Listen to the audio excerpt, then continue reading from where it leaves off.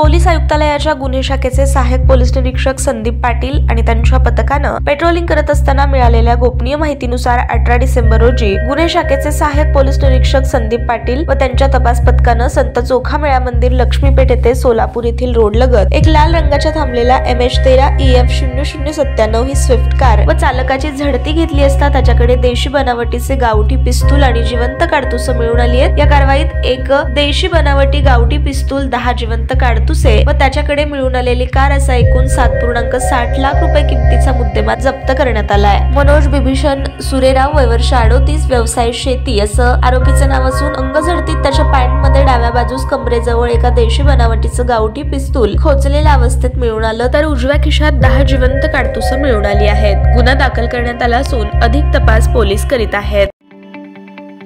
ताज्या बातम्या पाहण्यासाठी प्राईम महाराष्ट्र न्यूज चॅनलला सबस्क्राईब करा।